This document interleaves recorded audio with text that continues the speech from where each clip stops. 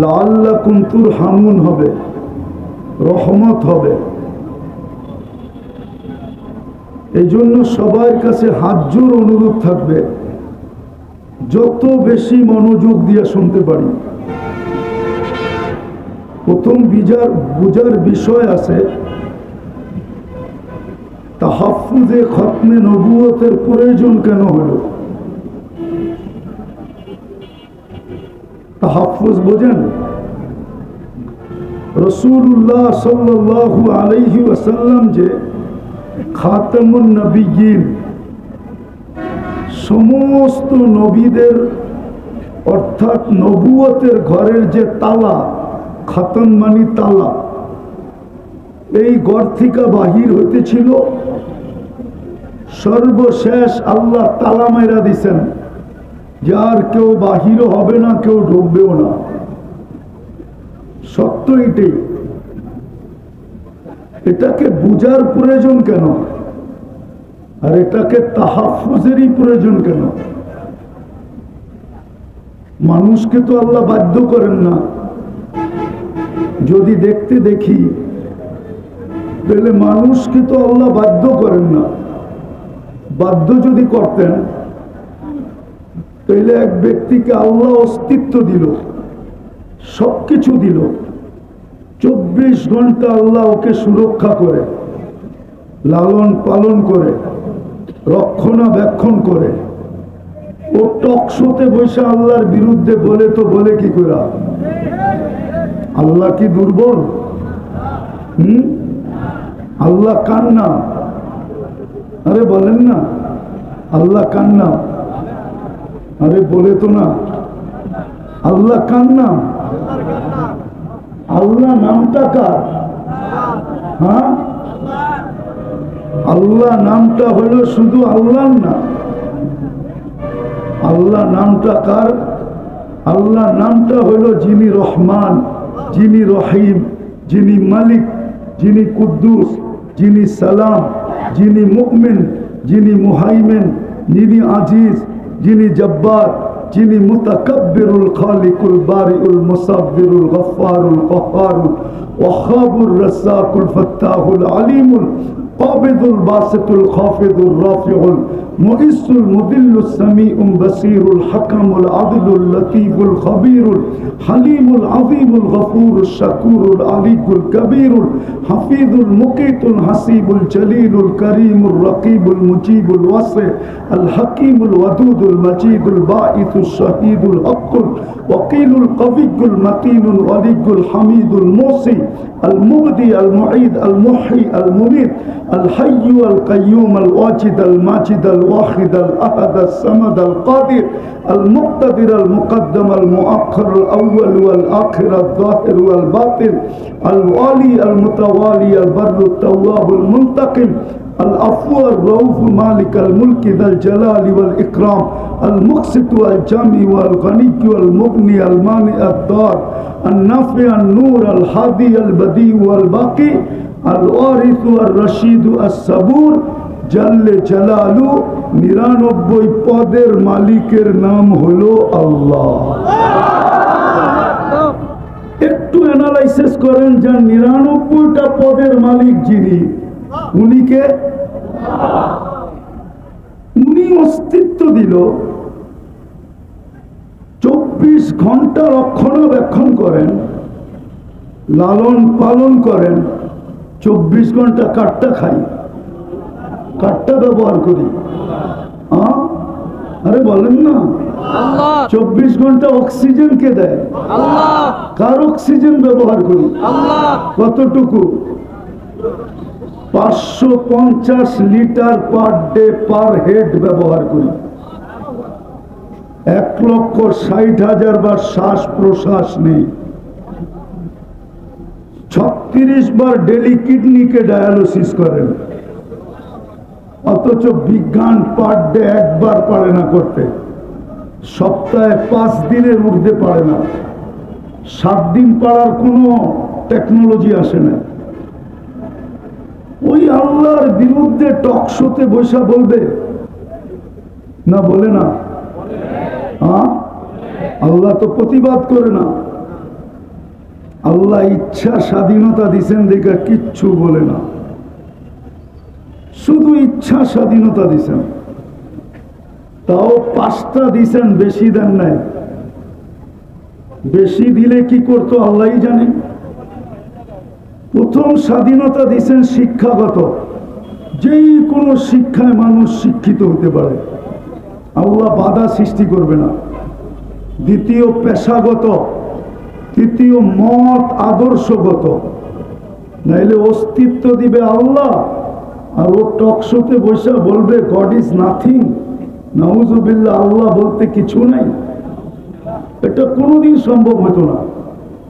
চতুর্থ স্বাধীনতা দিছেন সমর্থ থাকলে দুনিয়ার যে কোথাও বাস করা যায়, শুধু সমর্থ থাকতে হবে। সমর্থ বুঝেন? সমর্থ কি? হ্যাঁ, ঢাকায় বাসায় বলে পাত্তি, পাত্তি, পাত্তি থাকলে দুনিয়ার যে কোথাও বাস করা যায়। আর পঞ্চম স্বাধীনতা দিছেন কণ্ঠনালীতে রু আসার পূর্ব মুহূর্ত পর্যন্ত যেমন খুশি তেমন চলা যায়, কিচ্ছু বলবে না। হ্যাঁ, 2টা শব্দ বলবে, নাযিরুন কাইফা তা'মালুন, এটা হাদিসের শব্দ। শুধু দেখতে থাকবো তুমি করো কি। আর কোরআনের শব্দ হলো ফান্তাযিরু ইন্নী মাআকুম মিনাল মুনতাযিরিন, অপেক্ষা করো, আমিও অপেক্ষায় আছি। তুমি সীমা রেখায় পা দিতে দেরি, তোমাকে ছো মারতে দেরি করব না। সীমা রেখায় বোঝেন তো? যেটা বুঝাইতেছিলাম, তাহাফুজে খতমে নবুয়তের প্রয়োজন কেন, আর এটা কিভাবে হওয়া উচিত ছিল। কিন্তু আমার সমাজ তো চিৎকারে বিশ্বাসী,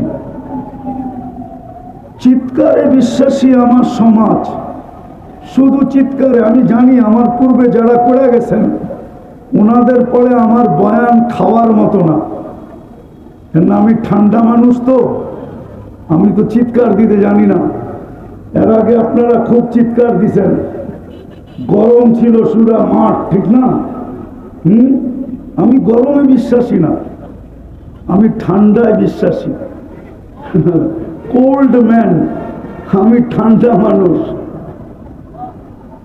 2টা জিনিস বুঝাবো যে খতমে নবুয়তের পুরো তাহাফুজে খতমে নবুয়তের দরকারটা কি, কি দরকার, কেন তাহাফুজে খতমে নবুয়তের প্রয়োজন।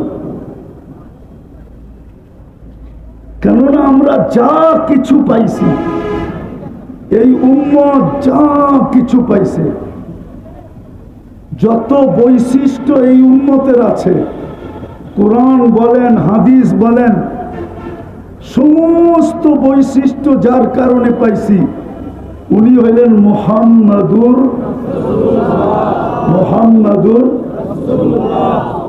পুরা বলেন মুহাম্মাদুর। বললে 120 নেকি পাওয়া যাবে। খতমে নবুয়তে তো চলে আসছি, ঠিক না? খতমে নবুয়তের এইখানে আমাকে একজন বলুক যে আজকে শুক্রবারে 500 বার দুরূদ পড়ছে। একজন তোলা বা হাত উঠায় বলুক,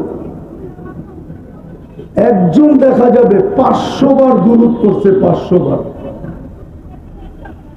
অথচ হুকুম ছিল শুক্রবার পুরা আমাকে দিয়া দাও। যান, যাত্রাবাড়ি মাদ্রাসা বেশি দূরে না, বড় কাছে, একটু পিছে গেলেই মাদ্রাসার দেওয়ালে ধাক্কা লাগবে। ওইখানে হাদিস জিজ্ঞাসা করেন, ভুল বলতেছি না সঠিক বলতেছি? আল্লাহর রাসূল বলছিল শুক্রবারে আমার উপরে বেশি বেশি দুরূদ পড়ো, তোমাদের আমলনামা শুক্রবারে আমার সামনে পেশ হবে, আমি যেন দুরূদের সংখ্যাটা সবচেয়ে বেশি দেখি। কিন্তু একজনও 500 বার দুরূদ পড়ে নাই, 1000 তো দূরের কথা। অথচ 24 ঘন্টা ছিল, 5 ঘন্টায় যদি 100 বার পড়তো তাহলে 24 ঘন্টায় 2400 বার পড়া উচিত ছিল। তাইলে খতমে নবুয়ত নিয়ে খেলবে না তো খেলবে কি নিয়ে বলেন? যখন দেখতেছে আপনি দুরূদ পড়েন না, তো ভাবতেছে এটা এমন প্রয়োজনীয় জিনিস না। যদি প্রয়োজনীয় হতো, যেটা প্রয়োজনীয় হয়, মানুষ তো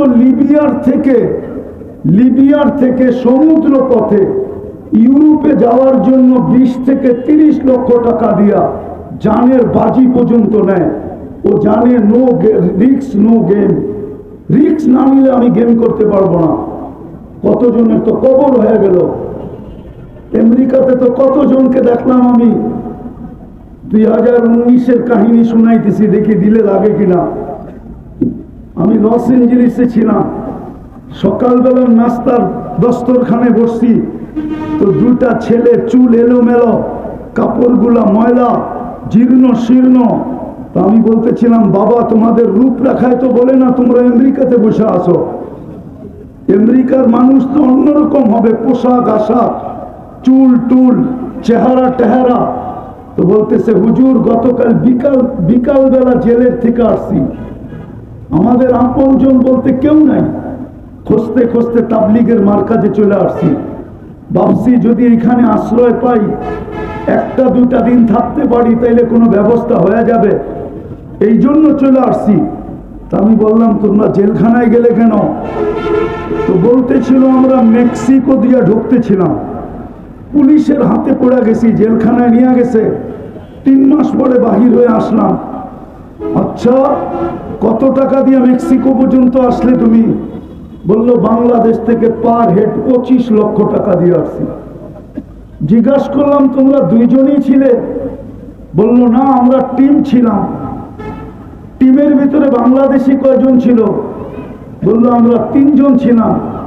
জিজ্ঞাসা করলাম, আরেকজন কোথায়? তো 2 জনের চোখ দিয়ে পানি পড়তেছিল। আমি জিজ্ঞাসা করলাম, কাঁদো কেন? তো বলছে, হুজুর 2-3 মাস একসাথে ছিলাম, ভালোবাসা তো হওয়ারই কথা, মেক্সিকোর জঙ্গলে 3য় জন হারায় গেছে, জানি না তার পরিণতি কি হয়েছে। মানুষ যেটাকে ভালোবাসে আর প্রয়োজন মনে করে। বলেন, কিয়ামতের মাঠে শাফাআতে কুবরা কার হাতে? বলেন, আরে বলেন না জোরে। এতক্ষণ তো আপনাদের চিল্লান, আমি বহু দূর থেকে শুনতেছিলাম। কেননা এখান থেকে যাইতেছে কি? যাইতেছে না? হ্যাঁ, এখন বলেন না চিল্লা, কিয়ামতের মাঠে শাফাআতে কুবরা কার হাতে? বলেন, হাউজে কাউসার কার কাছে? হ্যাঁ, কার কাছে? সুপারিশ ছাড়া পার হবেন কিভাবে? বলেন, 4 ধরনের সুপারিশ তো লাগবে, পার হবেন কি করে? দুনিয়াতে যা কিছু পাইছি ওই রসুলের কারণেই তো পাইছি, ঠিক না? আপনি খায়রে উম্মত কার কারণে? আরে বলেন না, বলতে থাকেন, 120 নেকি পাইতে থাকবেন। মুহাম্মদুর রাসূলুল্লাহ বলতে থাকেন প্রত্যেকটার বেলায়। আপনি খায়রে উম্মত কার কারণে? আপনি আল্লাহর হাতে বাছাইকৃত হলেন কার কারণে? আর দুরূদ পড়লে আরো 30টা পাবেন। তো বাছাইকৃত হলেন যার হাতে, খায়রে উম্মত হলেন যার কারণে। একটা না, দুটা না, 4-4টা স্টার লাগলো যার কারণে। হাজারো কোটি সম্মাননা পাইলেন যার কারণে। এক রাত্র 83 বছর পাইলেন কার কারণে? বলেন, আরে 83 বছর বোঝেন কি? লাইলাতুল কদর কার কারণে পাইলেন? এক রাত্র 83 বছর। আমি তো বলি, এই বৃদ্ধ যদি 80 বছর বয়সের হয়, উনি যদি দুনিয়ার থেকে চলেও যায়, আল্লাহ যদি জিজ্ঞাসা করে কতদিন ছিলে, তো 80 বছর হিসাব দাও, তো বুক ফুলায়া বলতে পারে, এক রাত্রেরটা দিয়া নেই, বাকিটা পরে দিব। এক রাত্রই তো 83 বছর ছিল, আমি ছিলাম 80 বছর। 80 থেকে 80 বাদ দিয়া দেন, কিচ্ছু দিতে হবে না। তারপরও তো 3 বছরের পাওনা আছি। আপনি আমাকে জিজ্ঞাসা করেন তো জিজ্ঞাসা করেন কি করে? চার্জ করেন তো চার্জ করেন কি করে? আমি তো উল্টা আপনার কাছে পাওনা, আপনি আমার কাছে পাবেন তো পাবেন কি? 83 বছর পাইলেন কার জন্য? আজকে ওই উম্মতের যুবকরা নেটে চুল কাটে, নেটে দেখা কি করে বলেন? সব নেটে দেখা চুল কাটে, জিজ্ঞেস করেন।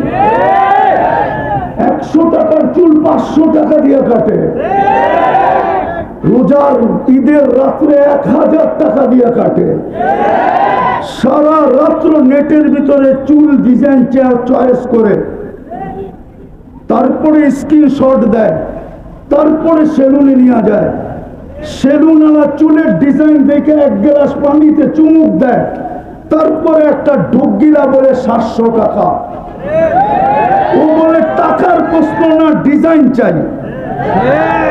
যেই রসুলের জন্য এত কিছু পাইলেন, এত কিছু পাবেন, এই উম্মত তো কিয়ামতের মাঠে দাঁড়াবে না।